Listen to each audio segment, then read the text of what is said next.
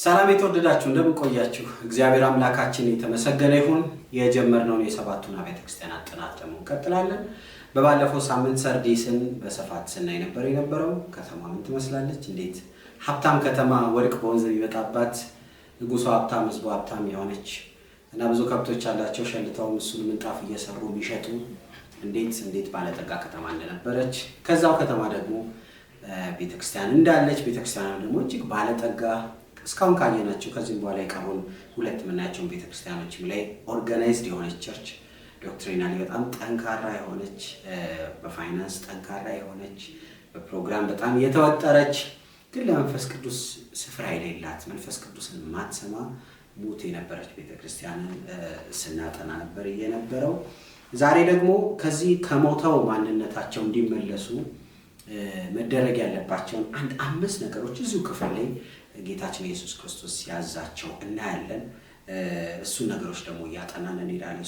ከሞተው ማንነታችን መቼም ታውቃላችሁ የጌታ ህልውና ነው። የቤቱ ውበት ሲኖር ያስታውቃል። ሰው ብቻውን ሲቆም እና ከጌታ ጋር ሲቆም እጅግ ይለያል። ስለዚህ ጌታ በሙላት የሚሰራበት እንደ ቀድሞ የምንነካበት ድምፁ የምንሰማበት የመንፈስ ቅዱስ ዘመን እግዚአብሔር እንዲያደርግልን ታዲያ ምን እናደርግ? ከኛ የሚጠበቀው ምንድን ነው?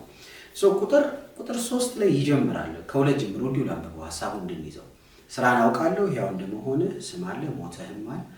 ስራህ በአምላክ ፊት ፍጹም ሆኖ አላገኘሁትም። የመጀመሪያው ነገር ምን ይላል? የነቃሁን ንቃ፣ አትሸወድ። ያለ መንፈስ ቅዱስ የሆኑ ፕሮግራሞች፣ ያለ መንፈስ ቅዱስ የሆኑ ህይወቶች፣ ያለ መንፈስ ቅዱስ የሆነ ስራ፣ ያለ መንፈስ ቅዱስ ህልውና፣ ያለ ድምፁ የሆነ ትዳር፣ ልጅ ማሳደግ፣ ማገልገል፣ መውጣት መግባት፣ በፕሮግራም አትወጠር። መንፈስ ቅዱስን ሴንስ አድርግ። ወደ መንፈስ ቅዱስ ተመለሱ፣ ንቁ ይላቸዋል። ከሞተው ማንነት ለመመለስ መንቃት። ይሄ መንቃት እነሱ በጻፉት ቃል ሲቀመጥ ፕሬዘንት ኮንቲኒየስ የምንለው ነው። የነቃችሁ ኑሮ፣ ኮንሽየስ ሁኑ። ይሄ እንዴ ነው? በጥንቃቄ ሁሉን ነገር ያዙት። መንፈስ ቅዱስ የሌለበት ጨዋታ ውስጥ አትገኙ።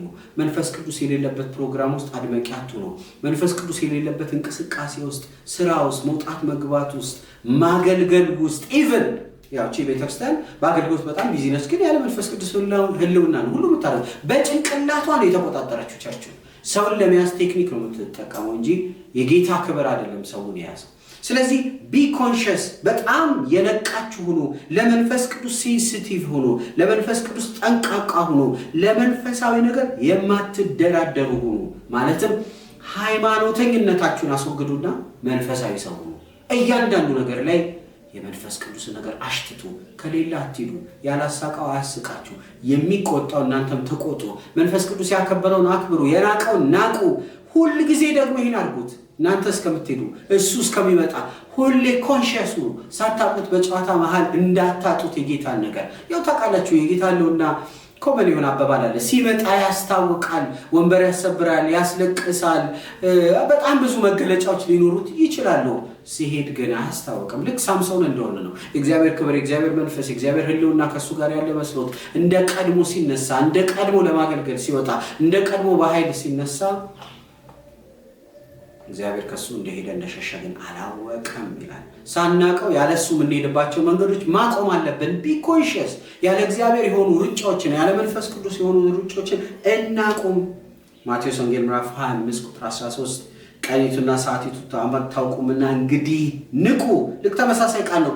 ሁልጊዜ ኮንሽየስ ሆናችሁ ኑሩ። ሙሉ በሙሉ በመንፈስ ጥገኛ ሁኑ። ሙሉ በሙሉ ለመንፈስ ቅዱስ የቅርብ ወዳጅ ሁኑ። ንቁ። በጨዋታችሁ ማን አትጡት መንፈስ ቅዱስ። በስራችሁ ማን ህልውናውን አትጡት።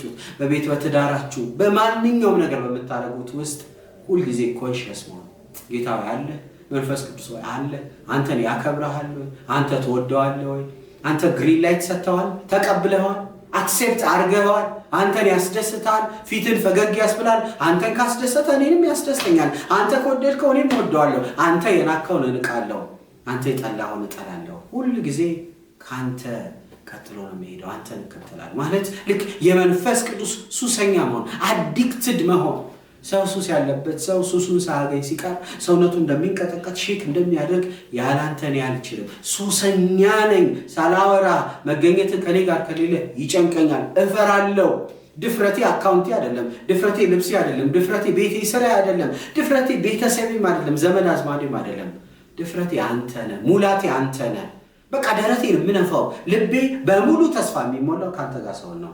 ስለዚህ ሰርዴስ ከሞተ ማንነት መመለስ ትፈልጋላችሁ? ንቁ። ከመንፈስ ቅዱስ ውጪ የሆኑትን ሰው የፈጠራቸውን ፋብሪካ የወለዳቸውን መንፈሳዊና ወንጌል የሚመስሉ ነገሮችን አስወግዱ። ተመለሱ ወደ መንፈስ ቅዱስ። ቤቱን ለባለቤቱ ስጡት። ቤቱን ለገዢው ስጡት። ቤቱን ለአስተዳዳሪው ስጡት። ቤቱ የመንፈስ ቅዱስ ነው። የቤቱ ባለቤት መንፈስ ቅዱስ ነው። የመጀመሪያ ፖይንት ቢ ኮንሽስ፣ ንቁ። እየነቃችሁ ነው። ዛሬም ለኛም ይሄ ነው ድምፁ። ንቁ። ቤታችሁ ላይ እሱ ሳይኖር ሲቀር ንቁ። ስራችሁ፣ ህይወት፣ ትምህርታችሁ ላይ እሱ ሳይኖር ንቁ። ይጭነቃችሁ፣ ዲስኮምፈርት ይሰማችሁ። እሱ ካለ ግን ሁሉ አለ።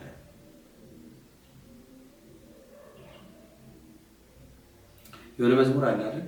አንተ ካለ ሁሉ እንዳለ ይሰማኛል፣ ምንም እንዳልጎደለ፣ ፍስሃዬ ደስታዬ አለኝታዬ መከታዬ ነህ። አንተ ካለ ሁሉ እንዳለ ይሰማኛል፣ ምንም እንዳልጎደለ። ስለምናውቀው መዘመር የለብንም፣ ስለምንወደው መዘመር የለብንም። የእውነት እሱ ካለ ይሰማናል፣ ምንም እንዳልጎደለ። ያንተ መኖር መኖሬን፣ ያንተ መኖር መኖሬን ይወስናል። አካውንቴ ባዶ ቢሆን የተማመንኳቸው ምናምን በዙሪያ ዞር ሲሉ እናጋለው፣ ይጨንቀኛል። ያለ መንፈስ ቅዱስ መኖር እንዴት ነው የለመድኩት? ግን እሱ ሲሄድ እኮ ምንም አይመስለኝም። የምፈልገው የሆኑ ሰዎች ብቻ ዙሪያ ይሄዱ።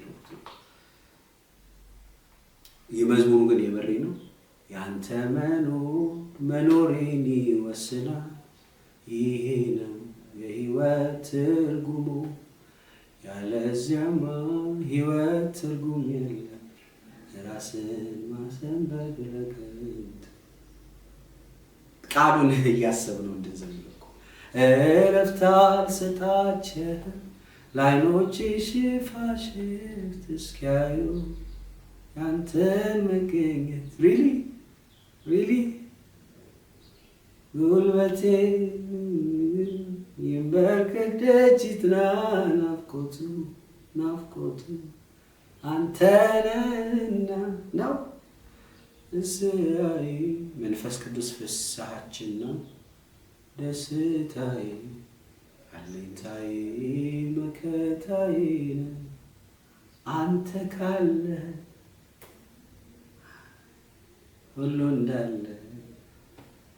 እኔ ራሱ ላይክ ባክፋየር ያደርግብኛል። ሪሊ ሌሚ እውነት ንቁ። እሱ ከሌለበት ነገር ውጡ፣ ንቁ። ሁለተኛ የቀረን ነገር አጽና ይላል።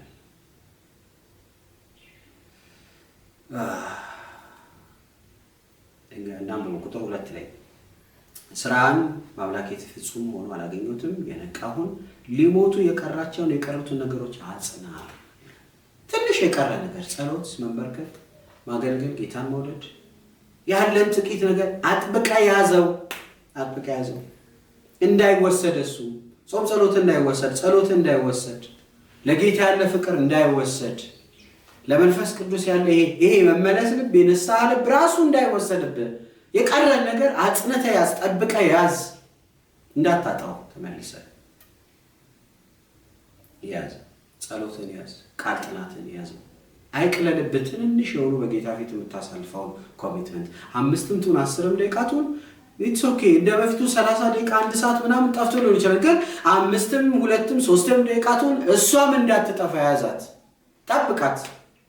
በመንገድ ላይ እየሄድክ የምትጸልይ ሊሆን ይችላል። ወይም ኤርፎን እየሰማ ኦዲዮ ባይብል ታነብ፣ እንደ ቀድሞ ከፍተህ ቁጭ ብለህ ስተዲ ላታርግ ትችላለህ። ፋስቲንግ ተወስዶ ሊሆን ይችላል። 3-4 ሰዓት የምትመረከከው ሄዶ ሊሆን ይችላል። ትንሽ ነው የቀረው፣ ትንሿንም ያዛት፣ እሷም እንዳትጠፋ። መጀመሪያ ንቃ፣ ሁለተኛ የቀረ ነገር አጽና፣ ሶስተኛ የተሰጠህን የሰማውን ነገር አስብ የምትል ቃላለች እና እንግዲህ እንዴት እንደተቀበልክ እንዴት እንደሰማ አስብ፣ ጠብቀውም ንስሐ ግባ። አስብ። ሶስተኛ አስብ ማለት የቀድሞውን ዘመን እስቲ አስብ። በተለይ እንደው ልጠይቃችሁ መንፈስ ቅዱስን ለመሞላት የሄድንበትን ርቀቶች፣ የያዝናቸውን ጾም ጸሎቶች፣ ያስጫናቸውን የእጅ ብዛቶች፣ የተለማመድናቸውን የሰው ልሳኖች ማለት እንዴት እንደነበርክ፣ እንዴት እንደምትጓጓ፣ እንዴት ታለቅስ እኔን አትሞላኝም ብለህ የሄድከውን ርቀት እስቲ አስብ። እስቲ አስብ። ለመጀመሪያ ጊዜ ጸሎት ትመሪያለሽ ስትባይ እንዴት ነበር ሌሊቱ የነካው? እስቲ አስቢ። ለመጀመሪያ ጊዜ ኳየር ትቆማለህ፣ ለመጀመሪያ ጊዜ ታገለግያለሽ፣ ጸሎት ትመራለህ፣ ትሰብካለህ ሲባል የነበረው ግለት፣ የነበረው ሙቀት፣ የነበረው ጸሎት፣ የነበረው ጥማት፣ የነበረው ጾም ጸሎት እስቲ አስብ። የቀድሞውን ዘመን ለመንፈስ ቅዱስ የነበረን ሴንሲቲቪቲ አስበው። ለመንፈስ ቅዱስ የነበረን መንቀጥቀጥ፣ ማልቀስ፣ ማማጥ፣ ከሱ ጋር የነበረን መጣበቅ የቀድሞውን ዘመን እስቲ አስብ። እግዚአብሔር በኃይል በመንፈሱ እንዲነካ ሄድከውን ርቀት አስብ። ዛሬ እኛም እናስብ። እንዴት ነበር መጀመሪያ የዘመርሽ ቆመሽ? እንዴት ነበር ያገለገልከው ቆመ? እንዴት ነበር ጸሎት የመራችሁት ለመጀመሪያ ጊዜ? እንዴት ነው ወደ አገልግሎት? እንዴት ነበር በመንፈስ ቅዱስ ለመሞላት ያን ጊዜ የነበረው ጥማት፣ ያን ጊዜ የነበረው ጩኸት፣ ያን ጊዜ የነበረው ርቀት አስብ። በሐሳቡ የደከመ ሰው በሕይወቱ ይደክማል። በሐሳቡ የተሸነፈ ሰው በሕይወቱ ይሸነፋል። ሐሳቡ ላይ መንፈስ ቅዱስን ያከበረ ሕይወቱ ላይ ያከብረዋል። በሐሳባችሁ ላይ መንፈስ ቅዱስ ይክበር። በህሊናችሁ ላይ መንፈስ ቅዱስ ይክበር። ስለዚህ አስብ። የመጀመሪያውን ነገር አስብ። እንዴት እንደጀመርክ ይሄን ክርስትና መንገድ አስብ። አንዳንድ ሰዎች ቸርች ለመሄድ 2 ኪሎ ሜትር ወደዛ 2 ኪሎ ሜትር ወደዚህ በእግር ይሄዳሉ፣ በጣም ብዙ ርቀት። ዘንድሮ ግን ጌታ መኪና ሰጥቷቸው ወይ ደግሞ ቤታቸው ለቸርች ቅርብ ሆነው እንዴት ታሽተው እንደሚሄዱ 5 ተኩል መተው 6 ከ10 አጎንብሰው የሚወጡ ብዙ ቅዱሳን አሉ። በቀድሞ ዘመን ግን 2 ኪሎ ሜትር 3 ኪሎ ሜትር 2 ሰዓት 3 ሰዓት በእግር የሚሄዱ ለቅዱሳን ህብረት የነበራቸው ቅናት፣ ለጸሎት የነበራቸው ቅናት፣ አዳር ሲጸልዩ የሚነጋባቸው በጣም ብዙዎች አሉ። ዛሬ ግን ለምግብ ጸሎት የሚተናነቃቸው በጣም ብዙዎች አሉ። እንግዲህ አስብ፣ የቀድሞውን ዘመንን አስብ። ያኔ በፊት የነበረን ጥማት አስብ፣ ግለትህን አስብ። አራተኛ ጠብቀው። እንግዲህ እንዴት እንደተቀበልከው እንደሰማ አስብ ካለ በኋላ አራተኛ ጠብቀው። ይሄ እነሱ በሚናገሩበት የቀድሞ ቃል ግሪክ በምንለው ጠብቅ የሚለው ታዘዝ የሚለው ሰው መንፈስ ቅዱስን እንደገና ታዘዝ። ከሞትክበት ወደ ህይወት መቀየር ከፈለክ የመጀመሪያው ንቃ፣ ሁለተኛ የቀረ ነገር አጽና፣ ሶስተኛ የቀድሞውን የተሰጠ ነገር አስብ፣ አራተኛ ጠብቅ which is ታዘዝ። ለመንፈስ ቅዱስ እንደገና ታዛዡን፣ ለመንፈስ ቅዱስ እንደገና ሰሚሲቡን። አታስቆጣው፣ አትተወው፣ አታሳዝነው፣ አታክፋፋው።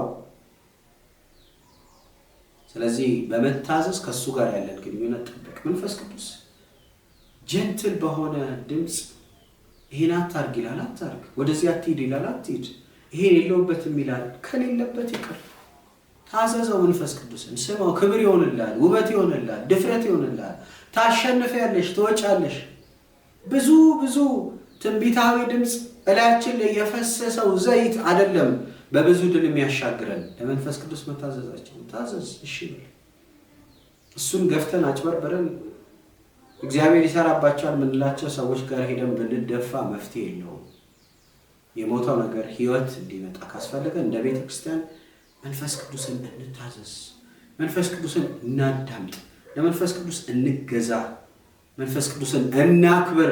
ግንኙነታችንን ከሱ ጋር ያለውን እንደገና እናጥብቅ፣ እንመለስ፣ ወደ መንፈስ ቅዱስ እንታዘዝ።